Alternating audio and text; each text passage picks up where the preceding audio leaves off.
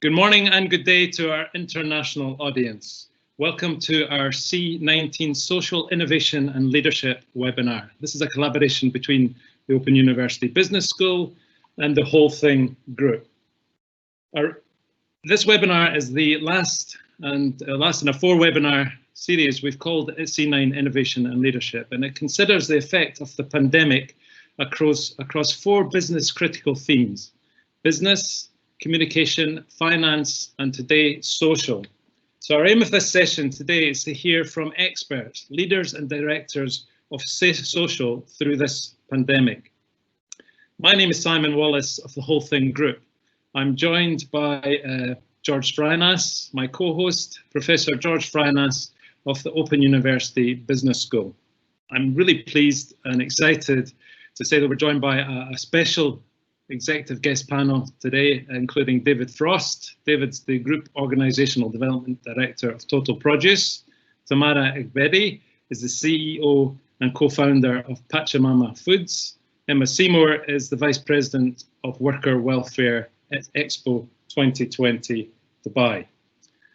Ladies and gentlemen, this is a live event. You have the opportunities throughout this event to ask questions. So on the right of your screen, you will see a question portal. Please ask questions throughout the event. George is going to kindly collect these questions and we'll be asking the panel these questions on the second half of the event. The event will take about an hour. So I'm hoping you're sitting comfortably and we'll bring in our first guest. David, good morning to you. Good morning, Simon. How are you doing? Very well, thanks. Very good, thank you. Great, David. David, I would like to introduce you to and Total Produce to the audience, just to give them a flavour of who you are, and then we'll ask you some questions. Are you okay with that? That's great, thank you. Thank you, David. You are David Frost. You are Group Organisational Development Director of Total Produce PLC. You've over 20 years in senior HR and OD board level roles. You've previous experience in a number of sectors, including consumables, logistics, apparel and fashion and food and beverage sector. You're passionate about building highly engaged organisations and leadership capability. Total Produce has origins in Ireland. It's one of the world's largest and most accomplished fresh food producers and providers. It's an AIM and Euro growth listed PLC. You're a global business and it's got 6 billion euros in turnover, and my goodness, David, a huge population of employees worldwide of 40,000 people, which you've got responsibility for in terms of people strategy and organisational strategy, all wrapped up in social. So welcome, David, to the seminar. Thank you. So David, just to start with, can you give us a little context of your business and tell us what has been the biggest social challenge for you during the pandemic? The business is spread across the world, but with main centres across Europe, North America and South America. And we operate across around 250 operational sites. And those sites typically would be packing produce, grading produce to distribute out many to retailers and to food service and wholesale operations. And we also now do a lot of production as well, so growing of products. So it's a complete supply chain end to end. So the challenges we faced during this period have been, first of all, supplying the populations around the world with essential food.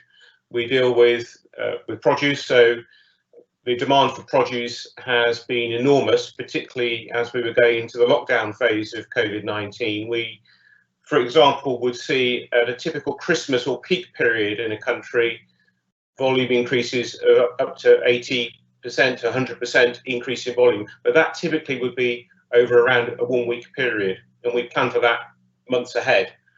With going into lockdown, we saw that level of demand endure for about a 4-week period. So the pressure on the supply chain was enormous, and of course the pressure on our colleagues was enormous to move that product through the business. So our challenges really socially were around looking after our people and obviously supplying the populations around the world where we supply produce with essential products, and I think we took that responsibility very seriously. Absolutely, David. Has your relationship with employees and your community changed since the COVID-19 pandemic? And if yes, what have the biggest changes been?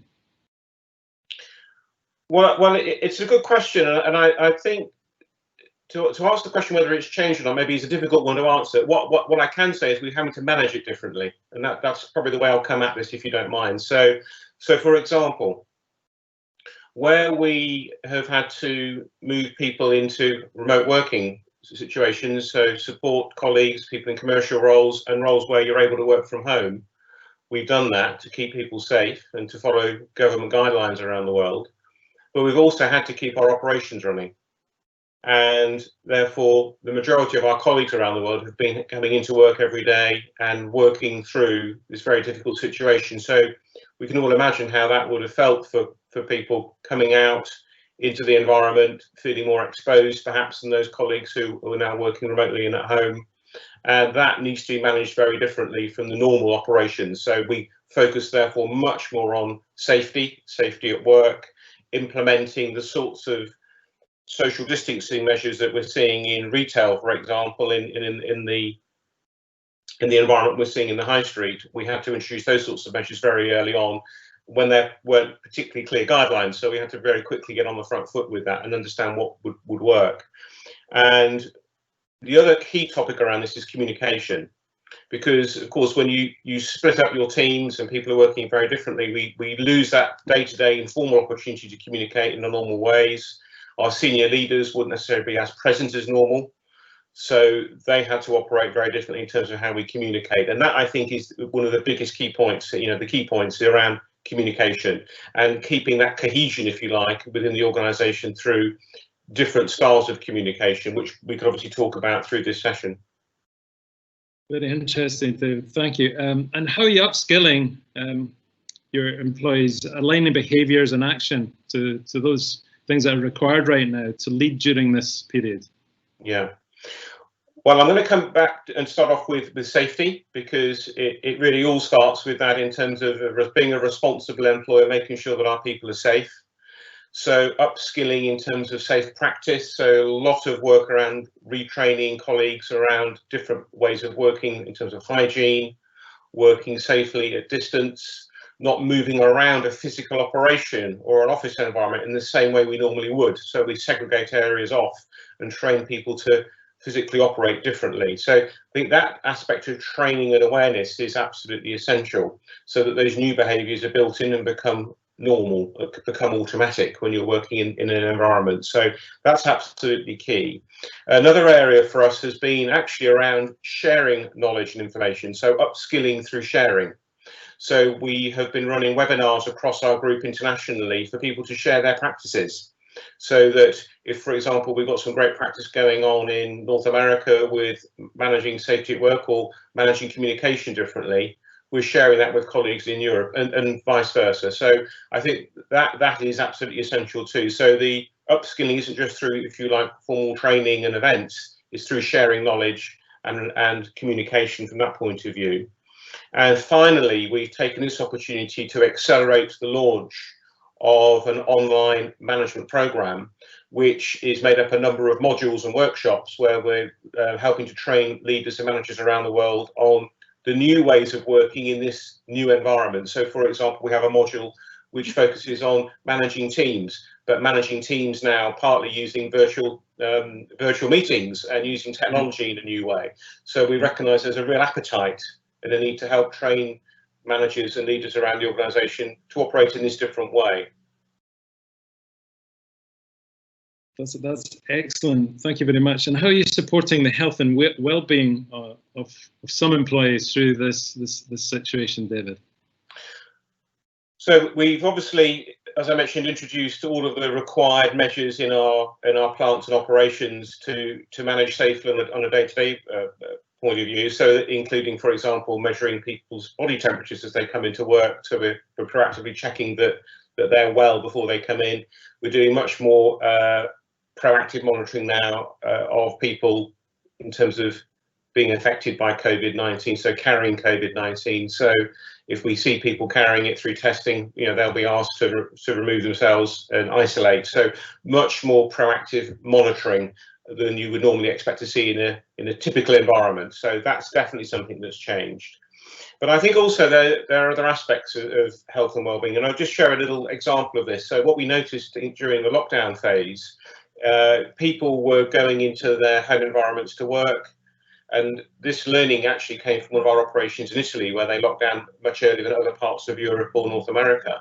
And we noticed people go through a particular curve, if you like, or a phase. So initially, it was a novelty to be working from home. It was different to be working with family, a little bit more flexibility perhaps around time.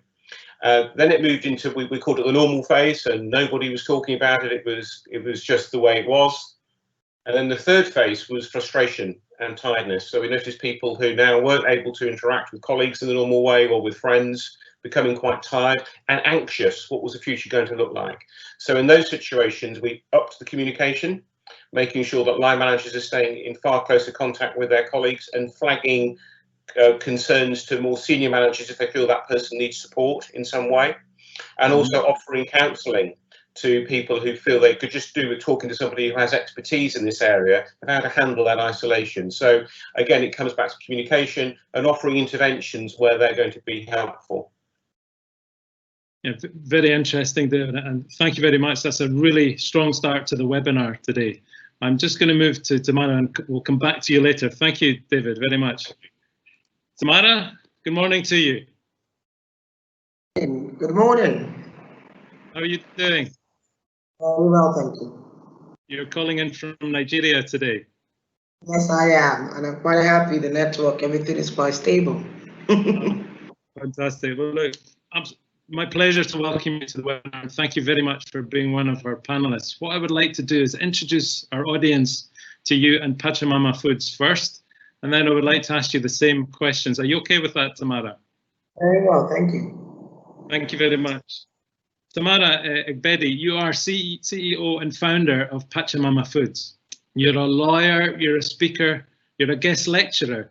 You're a guest lecturer at Dundee University, so my Scottish accent is absolutely understood. That's fantastic. With a vast international experience in the oil and gas sector across Europe, Middle East and Africa and the Asia Pacific regions. You actively promote diversity at board level and social responsibility. PanchaMama Foods is a really exciting business, and thank you for creating this business. It's an African food tech startup and social enterprise in Nigeria. You're providing healthy, tasty and affordable food locally sourced and produced, and you're currently feeding over 200,000 pupils in the Plateau State as part of a national homegrown school feeding programme. So Tamara, representing PanchaMama Foods, again, it's a pleasure to have you at the webinar. Thank you. Well, it's my pleasure to be here as well. Great, Tamara. So I would like to ask you some questions. Please start to give us a little context of your business and tell us what has been the biggest social challenges for you during this pandemic. Okay, well, PanchaMama Foods, as you rightly mentioned, is an agri-tech business in Nigeria, and it's actually focused on the production of natural and affordable food produce, and also products that provide a solution to non-communicable diseases like malnutrition, diabetes, and other kind of diseases. Now, we kind of like the first reason, our key reason for even starting a business was to actually provide a solution to key nutritional problems, which was why we started it. Now, our first product was Tom Brown Plus. Now, this is a multigrain cereal, but it's actually targeted at combating and managing malnutrition in children. And we found out that it even started from the mothers, because when they were pregnant, if you're malnourished, you tend to have children that are underweight. So our product is currently being used at all the primary health centers in Lagos State, and the federal government got to know about this product, and we currently feed over 200,000 children every week in Plateau State, which is in the north. So, and at the moment as well, we're also launching other new products actually to help the country and a lot of the low-income earners right now. So on the next question, which you said is, what is the biggest social challenge? I would say when the school feeding program stopped due to COVID, because the kids are no longer in school, the factories had to be shut due to COVID. And this is a factory that had over 50 workers. All the farmers that I source over 200 tons of grains had no business, I couldn't buy anything because there's nothing to be done.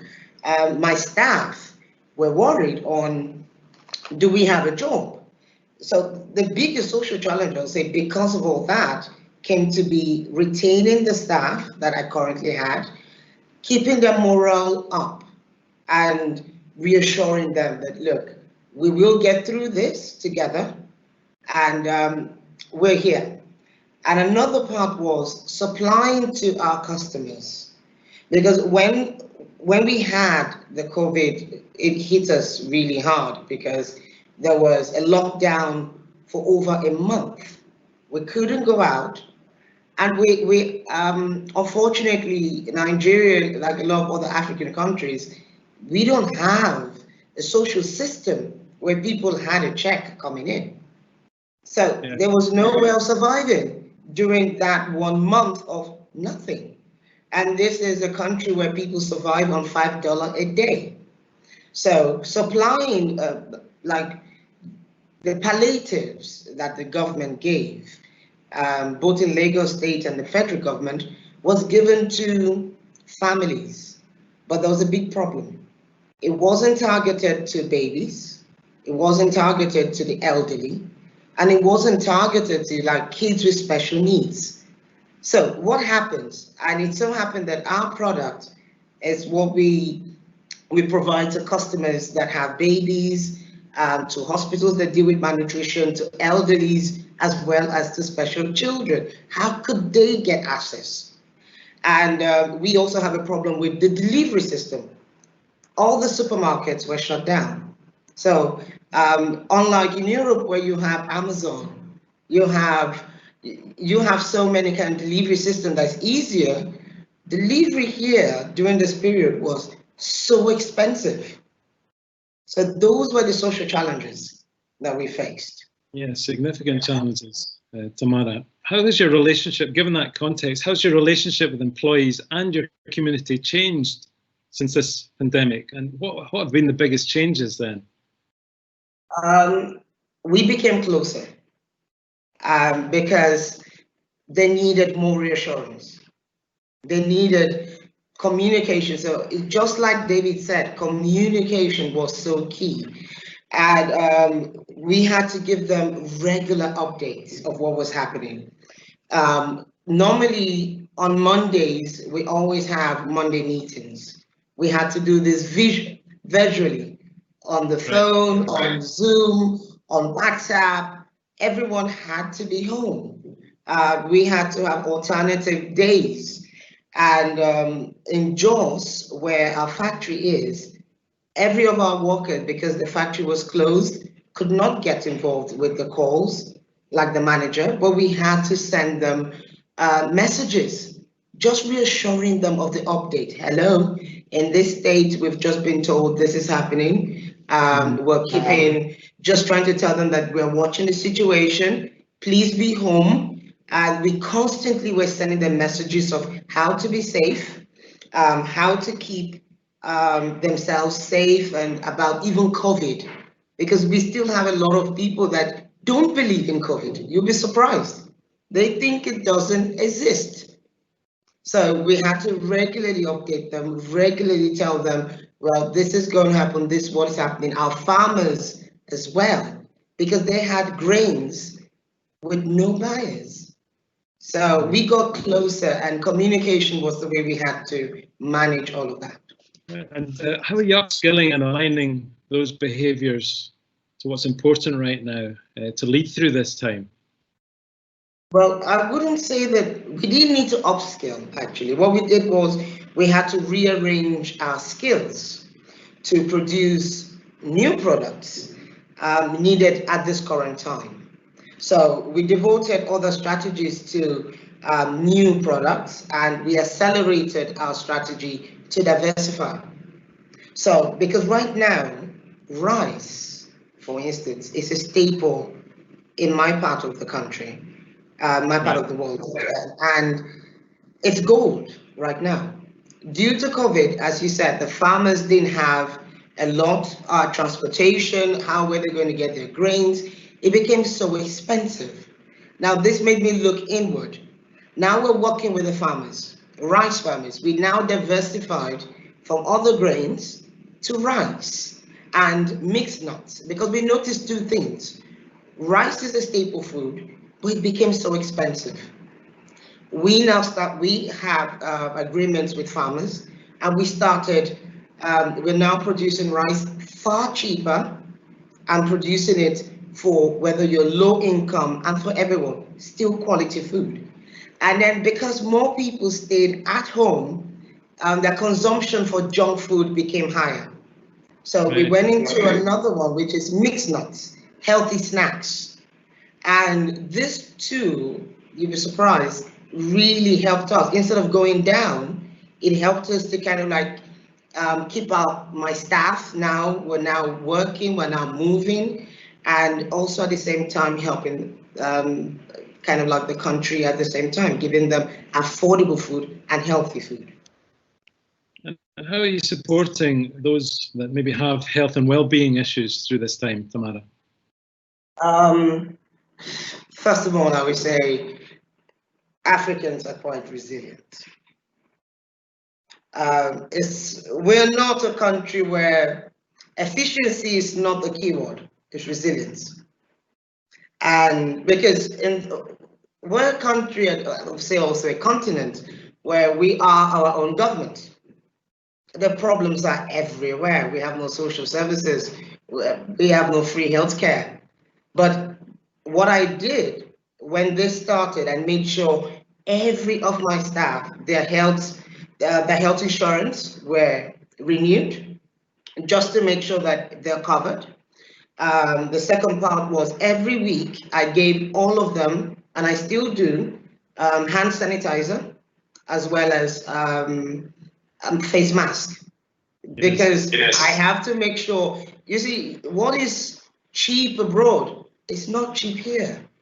So I have to provide it for them, making sure that they're safe, and at the same time communicating. Now I have mothers, my workers calling me, well, I can't survive, we're not working.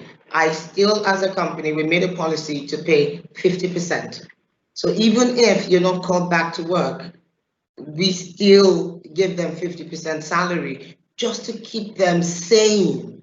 Do you know what it's like to have kids at home 24 hours? There are families that don't have them for even 5 hours. Now it's 24. Mentally is draining, financially is draining. And so we communicate with them, we make sure that we pay them the salaries, and making sure as well that they are safe. That's how we manage it. Really insightful and a great start to the webinar. Thank you very much. We're going to come back to you later. We'll bring in Emma Seymour. Hello, Emma. Hello, Simon. How are you doing? Very well. How are you? I'm very well, thank you very much. It's great to see you again, and also I know you're calling in from the Expo 2020 Dubai site, so welcome. Yes, thank you very much for inviting me, and thank you for allowing me to be part of this prestigious panel. I'm looking forward to this immensely. Great. Okay, let's introduce Emma yourself to the audience, and also Dubai Expo 2020. Emma, you're VP Vice President Worker Welfare at Expo 2020 Dubai. You've over 17 years in senior HR leadership roles, both in the UK, but also the Middle East and Northern Africa. You've got multiple sector experience, including hospitality, facilities management, and construction. And you're deeply passionate about employee welfare, engagement, and sustainability. Dubai Expo 2020 is a global event. It's welcoming the world to Dubai. It was in October 2020. It will bring millions of people together under the theme Connecting Minds, and creating the future. And I was interested to do some maths. The site is 4 million square meters, and that's something like 615 football pitches. Forgive the football pitch analogy, but it's a huge, huge site. And the pandemic has resulted in a delay to the Expo, and it will now open in the 1st of October 2021. So Emma, really nice to welcome you with your Expo 2020 experiences to our panel. I'm going to ask you the same questions, Emma. Please, to start with, can you give me a little context of your business and tell us what has been your biggest social challenge for you during this pandemic? Certainly. So the Expo 2020 was bringing together 192 countries onto this brownfield desert site that we have now constructed. As you said, it's a huge project. It's literally like building a city in the desert. And we had 192 countries coming to build their pavilions and basically reigniting the Expo world brand.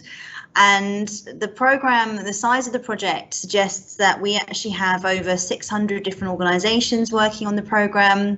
We peaked at 44,000 workers on the site, constructing and maintaining the current buildings. And as you said, we were due to open this event on the 1st of October 2020, and COVID-19 has delayed us a year. So socially, it's had a massive impact on us. We have still continued the construction during this period. So the Expo staff were actually sent to work from home during lockdown in the UAE. My team, the assurance team, the health and safety, the worker welfare team, because we're responsible for the well-being of the workers on the programme that we're still continuing to construct, we actually stayed working throughout the lockdown. So we were on site every day, effectively ensuring that all of the workers abided by all the terms and conditions and the precautions that were implemented during this time. So we've done a lot of training and coaching and educating around social distancing. We've had to make some wide-reaching changes around, for example, the numbers of workers transported to the programme on the bus. So all the buses have been reduced to 50% capacity. We've obviously insisted that all the workers wear masks. We've had to introduce reduced shift patterns, greater worker welfare areas, has hand sanitizers across the programme. And what's really great about the UAE is that they are very, very fast and very, very responsive. So what's actually happened over the last sort of 3 to 4 months is my team have been really integrated with the authorities and with the contractors, so that every time there's a new rule, for example, or a change introduced, we've had to effectively phone that contractor and make sure they understand the implications and make sure that from the next day they abide by these regulations. So we've been working really hard the last sort of 3 months to make sure everyone's protected and follows all the precautions implicated and introduced onto the programme. Right, some significant challenges there. How's your relationship with employees and the community changed then since the pandemic? And what are the biggest changes, Emma? So the biggest changes are really internally the Expo team. So this office that I'm sitting in now holds around 1,400 people normally. We've had 50 of us in this office for the last sort of 3 to 4 months.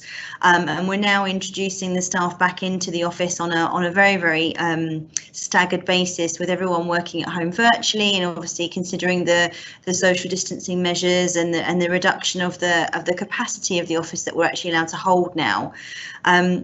So it's been significant. We've definitely become closer, very similar to Tamara's example. We're very much closer to the contractors now.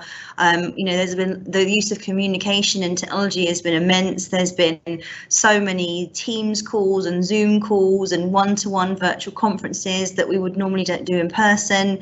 My team have been unable to obviously physically audit a lot of the organisations that we did personally, so we've introduced virtual audits to ensure that these organisations are complying not only with our standards on Expo, but also with the UAE authorities.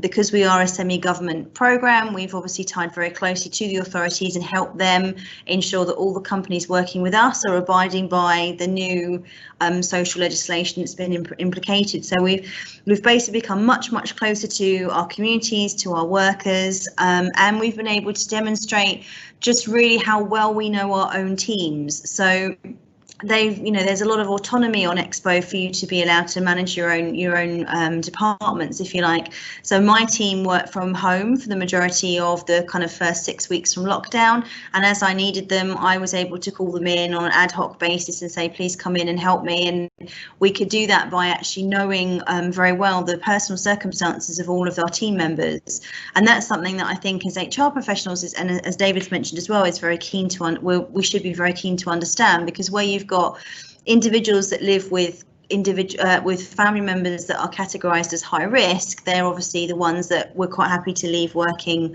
from home, whereas understanding the social arrangements of other employees means that you can ask them to come into the office, obviously with all the social distancing measures in place, but really understanding the personal circumstances of your team is very, very key. So socially, we all know a lot more about each other now than we did before the COVID-19 pandemic began.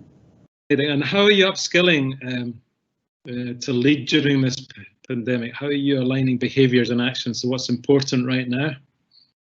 So as I said, the authorities in Expo are very proactive. We're also very fast. So the skill base and the knowledge that we need to relay across all of the organisations that we work with Expo is very, very quick.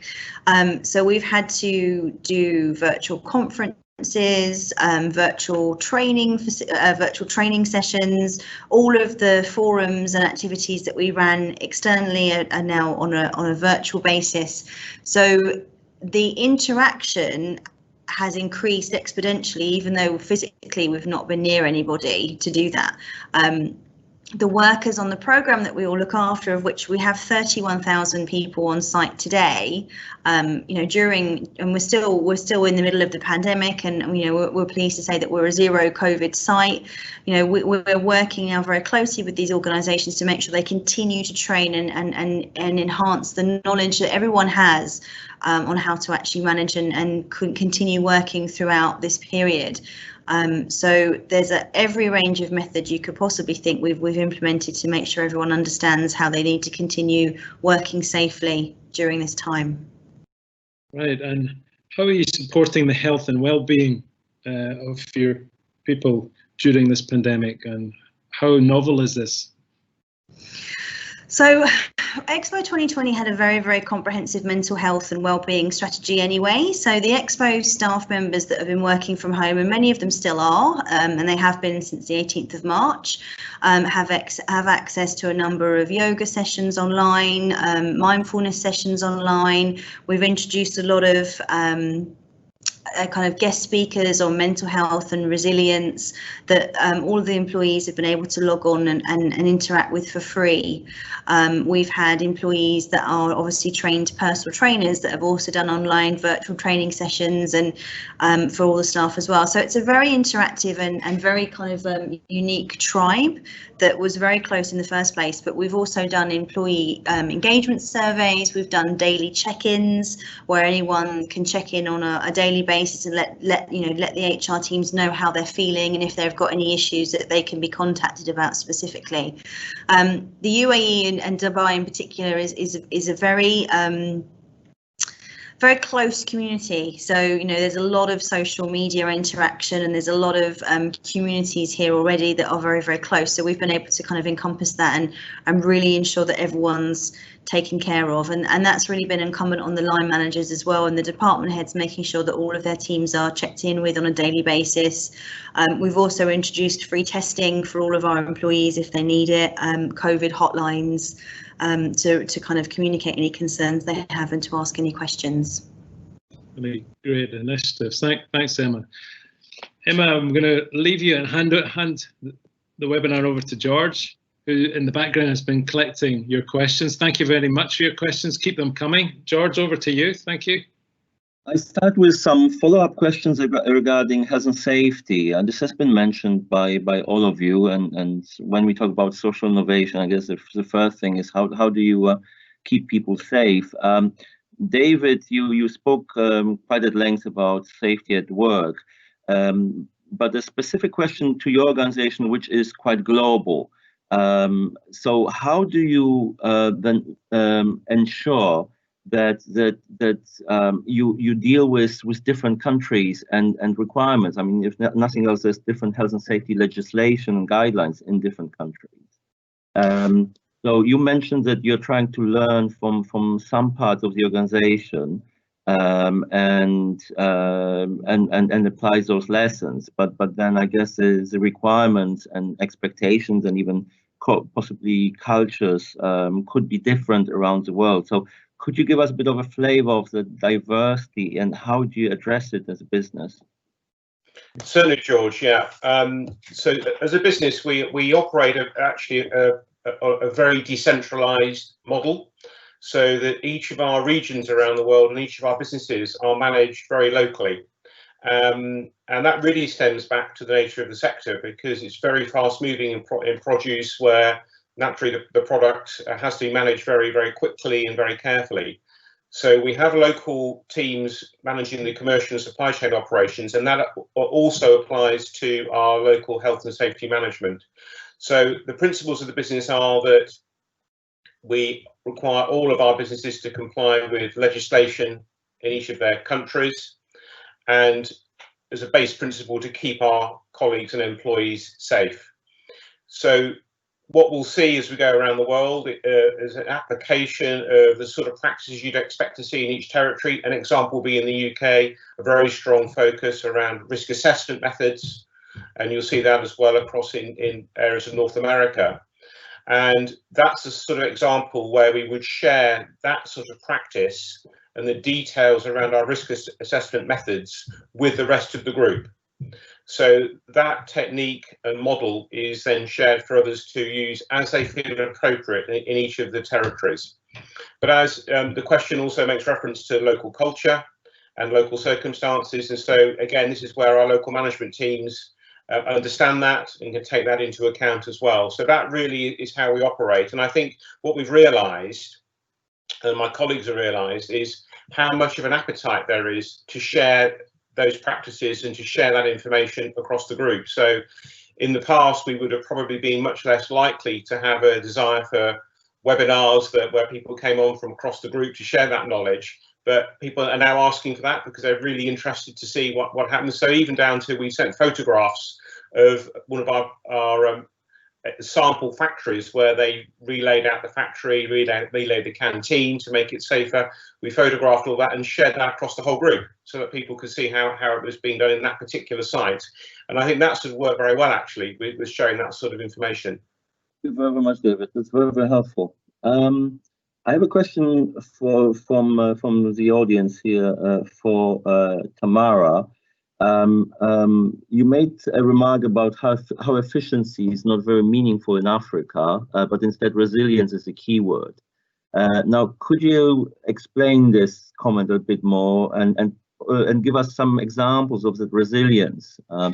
And I would like to sort of maybe go one step further than sort of second follow-up questions from me is how will this situation, do you think, affect agri-food chains in Africa more generally? I mean, some are talking now about more digital solutions, connecting producers with consumers, but digital solutions to even simple issues in Africa where some people may not have very detailed addresses for delivery and so forth. So in general, so two questions in a way in one. So tell us a bit more about what you mean by resilience and how will it affect things more generally? Okay, thank you. When I said efficiency is not the key word, it's not that it's not key. It's just that resilience comes way up than efficiency, which is the opposite in Europe. In Europe, efficiency is key. It's actually the top word, then safety as well as safety. But resilience to me is, first, you have to remember that in Africa, everything is a risk. Just setting up the business is a risk because there's a lot, there could be a change of government, there could be a change of policy, and there could be a change of the kind of like the political situation or even the financial situation. And an example, for instance, is I have a factory in the northern part of Nigeria, and I face very different risks. There's a factory where it would have been cheaper if I could use the national grid, which is the normal electricity supply from the government. But guess what? I cannot use it because in a week, I might only have electricity for 5 hours from the government. And even when it comes, it's so low, it cannot power my equipment. So automatically I survive just producing on generators as well as having inverters, which makes production expensive. Now, for also another one, going to my farmers should be easy because it can be, I get a lot from different states. Unlike Europe, where you can take things on a lorry and you will get there, you say, this is the time range, either by train, by air, or by road. The road system is very bad. What would take 30 minutes could take 12 hours. Traffic, bad roads. Our rail system is in shambles. The flight system means if I take it by air, the consumers cannot afford the product. So resilience really is our key word in setting up a business and in making sure you survive also in the long term. That is what I mean. And those are the examples I mean by resilience, because like COVID came, I can tell you that a lot of emerging businesses crashed because a lot of them took loans. And a lot of these loans started coming in. They had to pay their interest and they had to pay.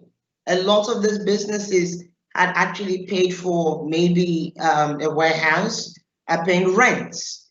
The landlords will not understand that because of COVID, I have to pause. So resilient, these are the things that make you kind of, we have the best word is your business also should be flexible in Nigeria and in any business in Africa. I hope that answered your first question by what I meant by resilience. The second, how it affects the agro food chain. It's tough. Why do I say so?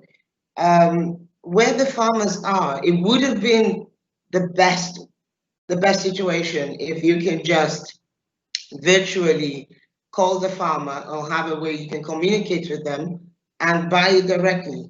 Unfortunately, you're talking about these farms are in villages which have no network. You cannot communicate with most of them. You have to physically go to these places, and this takes a lot of time. The roads, as I said, not good. What will take you over the phone, you can call. You have to physically be there. So there are more challenges there. And in the north, for instance, where we are, there's a lot of security issues. There are a lot of the religious issues with like Boko Haram, for instance.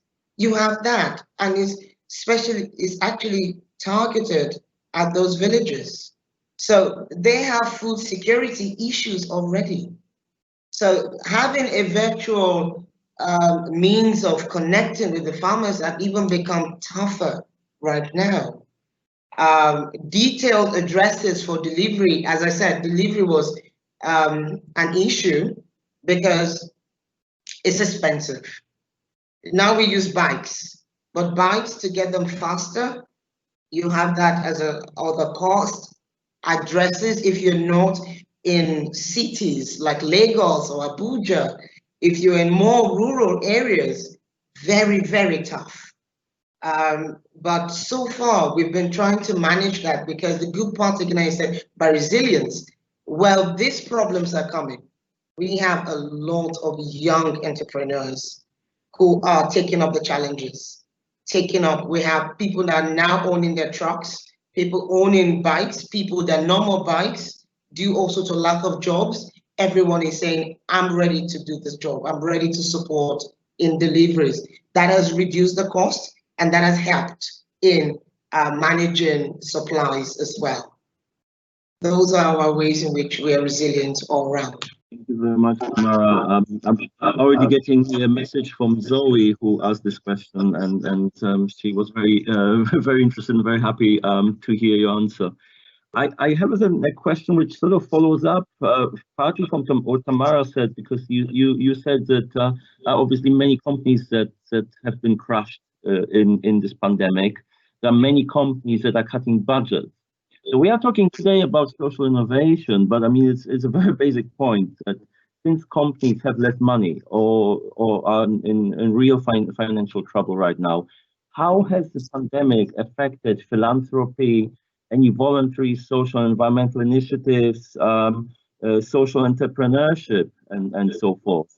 So I think this is a question to all three panelists, but especially pertinent perhaps for Emma, where in the UAE, philanthropy is also part of religious tradition. So do you have any comments? Maybe start with Emma. Wow, okay, big question, thank you. I think the budget cutting, and it's more around identifying and protecting our SMEs. All the governments in GCC and the UAE have obviously done significant stimulus packages to make sure that they are protecting and encouraging the social innovations to continue. The UAE is about to launch its Hope probe to Mars in 2 days' time. So, regardless of the financial and economic impacts of the COVID-19 pandemic, the organisations are all very keen to ensure that the social innovations continue, and that there are the financial stimulus packages there to encourage that. And certainly when we have Expo next year, we want to identify as the first global mega event that will bring the world back together again, and that will showcase the social innovations and the recoveries or the new innovations that all of these companies and countries that are involved in the Expo have had to do and adopt over the 18-month period from now until the event opens. So, in terms of how we've all adapted socially, and in terms of budget cuttings and everything else, it's about working smarter and more resilient and more efficient, and obviously identifying where and how the new world will look, and what we need to do to focus on that and make that into a monumental and groundbreaking event. Certainly the organisations that we're working with on Expo, we've always maintained that they must continue to be paid on time. We must ensure that the workers continue to be paid on time. We must support those individuals with ensuring, as a duty of care from an employer perspective, that they look after their workers. There are organisations that have individuals that are waiting to go home to their home countries, and because the flights are not open yet from the UAE to certain countries, they have guys that have left their organisations that are still the responsibility of their employer, and will be until they can physically leave the country. And we've obviously been working very closely with these companies to make sure they look after these people. They are housed, they are fed, and they are looked after until they're in a position where they can actually return to their home countries. And that's a very unique place to be. In the UK, where I'm from, your duty of care as an employer might actually end when that individual returns home or clocks off for the evening, and that's not the case here. As a sponsor of these people, you are responsible for them outside of their working hours as well. So socially, it's a very different, all-encompassing approach to the worker employer relationship and model here. Thank you very much, David. Yeah. Certainly, yeah. Thanks. I mean, it's a huge topic, isn't it? And I think Emma gave a brilliant insight, I think, as well. But I think, from our point of view, what I think this has helped to do is to, for example, reinforce the criticality of a sector that historically is a little bit invisible. You know, people don't really think about it very much. It's taken for granted that your food will be on the shelf. We work in a sector that's very low margin, that's relatively high risk, and I think certainly it's changed amongst certainly consumers' minds how important food supply is. So that's one thing that I think socially is good, is positive in that sense. And I think the other thing that's really interesting for us is that, you know, we operate across the world, as I mentioned, and we do operate in some quite difficult economies, some economies that don't find it easy.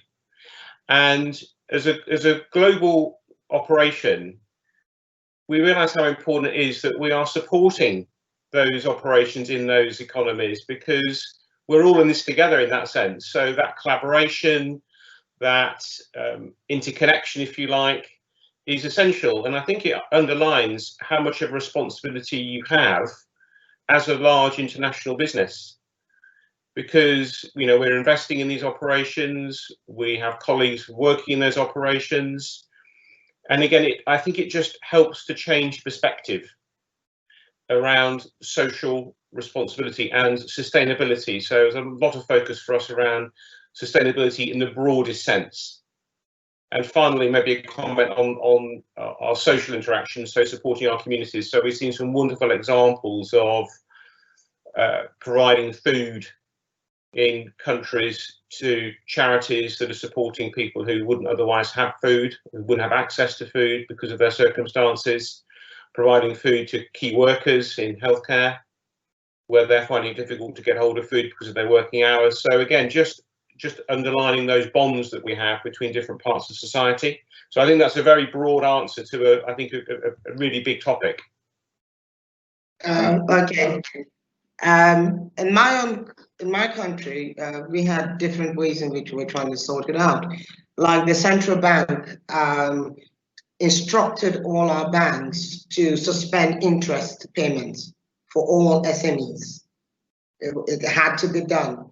And then they brought up a new policy for loans, but with less stringent conditions.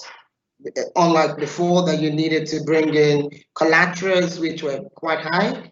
Now it's the opposite, kind of like less, because people do need loans to kind of like still pay salaries and staff. And there were more philanthropic SME loans that came, which was good. We had billionaires, we had banks, we had companies providing SME loans to companies who could provide essential services and products at this time. And that really helped. Especially with delivery and getting these products to consumers. And there were more investments to different states, especially those that had the highest COVID rates. And what was most touching, I would say, is neighbors, charities, companies, just like my own company, every day gave food, gave products, gave to anyone who just needed anything. That was just how, as you said, we all had to be each other's keeper. On the screen there, lessons learned. Any surprises from this situation, Tamara, in terms of final thoughts? Just a quick summary of lessons learned. Lessons learned was, you know what, have a business that is very flexible. Very flexible to me, because no one saw this coming, the long shot. And the implication is still going to be felt even in the next 2 years. My final thoughts are just, right now, people matter more than profits, more than anything. The people matter the most, and communication is number one. And finally, at the end, the mental health of everyone. At this moment, we have to lead as leaders in our own businesses in protecting our staff and being the example we want to be around the world. Thank you very much, Tamara. That's really valuable lessons learned. Thank you. We'll bring in Emma Seymour. Hi, Samuel. So very similar to Tamara's experience, you know, I've spent a good couple of years of my career putting in shared services and, you know, centralized processes and approvals. And, you know, the evidence from this is that you just can't do that. You can't treat everyone the same. You have to have that, you know, singular relationship with people. You have to understand people's circumstances. You have to be able to have that, the relationship and the engagement with your staff to be able to, you know, to accommodate and to adapt to their personal circumstances. So, you know, that's been absolutely key. The relationships that you build, the way you respond, the way you respect and understand people's different anxiety levels, and the way you respond as an organisation through your flexibility. You know, it's been something that I've been quite passionate about recently, saying, you know, the shared service or the one size fits all model as an organisation is just not apparent. It doesn't work anymore. And if anything from this has socially told us that we have to be able to be adaptable and flexible, and we have to have that personal element in an organisation now to be able to respond to any kind of threats, particularly as shown when you're dealing with the pandemic on this scale. Any surprises, Emma, through this time?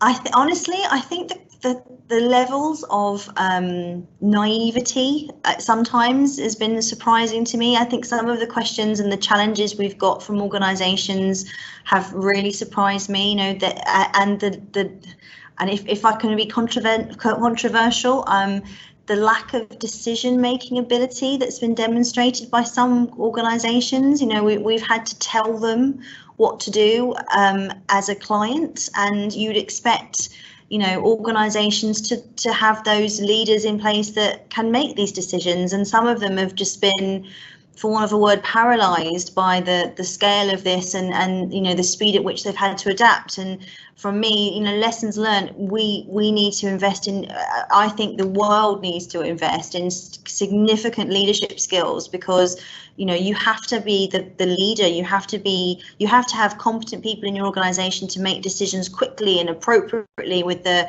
access to the relevant data. And some of the gaps that I've experienced, that's definitely something that we should work on as a, you know, a profession in the world.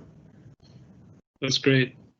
Thank you very much for that very straightforward observation too. Thank you, Emma. So we'll bring in David for your final thoughts. Any lessons learning and surprises, David? If you get any surprises too, just a minute or so. Thank you. Sure. Well, I think my comments really will build on what's been said. I think the importance of the local ownership and local response, so that you can react very quickly to the situation you're in, with leaders that own their patch, that are empowered to make those quick decisions. So local response, but global collaboration. I think that's one of the big lessons as well. So sharing knowledge. And I have been surprised by people's desire for that degree of collaboration that I haven't seen before. I'm delighted to have seen it, but it's something that's gone beyond my initial expectations. So I think that's fantastic. So manage locally, but collaborate globally, I think is probably a bit of a summary to that. That's great. Thank you very much, David. So it's my duty, ladies and gentlemen, to just close off the event, and I'm going to do this on behalf of George and myself. Thank you to our panellists, to Tamara Egbedi, Emma Seymour and David Frost. Really valuable insights. Thank you very much for being our panelists at this webinar. To you in the audience, thank you very much for watching and your questions too. That completes our C-19 Innovation and Leadership series. These are live events which have been recorded, so that there is access to these events online. It remains for me to say, stay safe. I hope you enjoyed our series, and we look forward to the prospect of meeting you at some point in the future. Thank you very much.